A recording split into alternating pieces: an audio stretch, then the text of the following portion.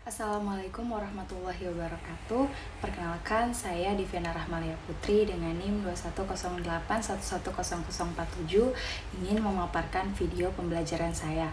Materi saya hari ini adalah menilai peran teks dongeng dalam masyarakat dengan tujuan agar dapat mengenali peran serta fungsi dongeng dalam masyarakat dan mengetahui nilai-nilai penting yang terdapat di dalam sebuah cerita rakyat atau dongeng. Baik, selanjutnya dongeng sendiri adalah cerita yang tidak benar-benar terjadi yang berisi tentang petualangan yang penuh imajinasi dan terkadang tidak masuk akal dengan menampilkan situasi dan para tokoh yang luar biasa atau gaib.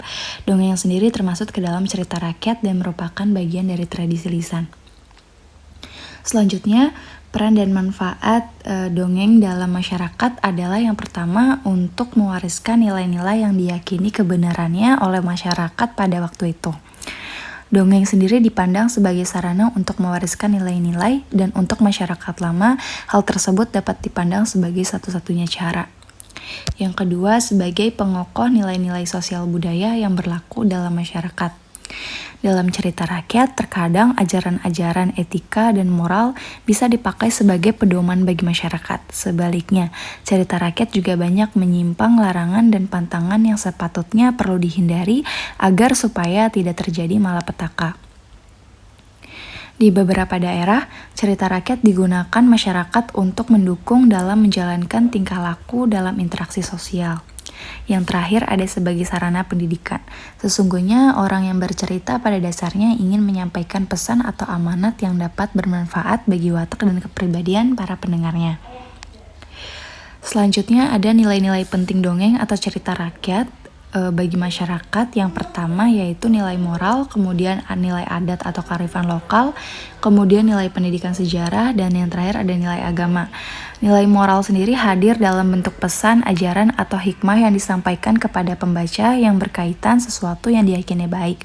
Karena itu dijunjung tinggi agar menjadi pedoman perilaku dalam berinteraksi dengan diri sendiri, dengan sesama manusia maupun dengan alam dan dengan Tuhannya.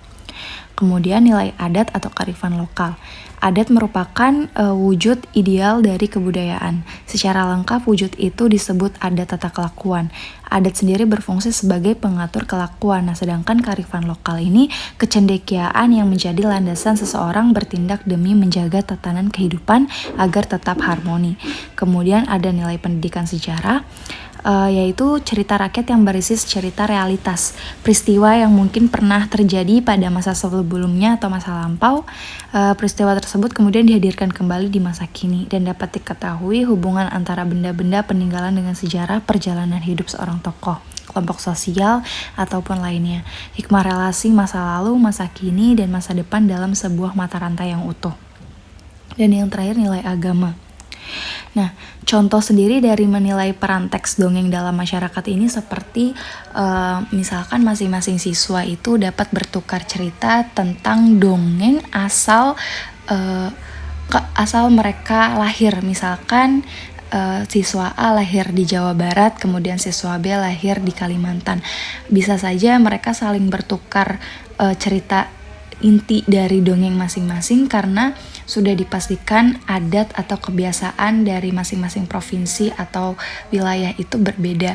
Nah, hal tersebut bisa jadi berguna untuk bagi masyarakat setempat. Sekian presentasi dari saya, kurang lebihnya mohon maaf. Wassalamualaikum warahmatullahi wabarakatuh.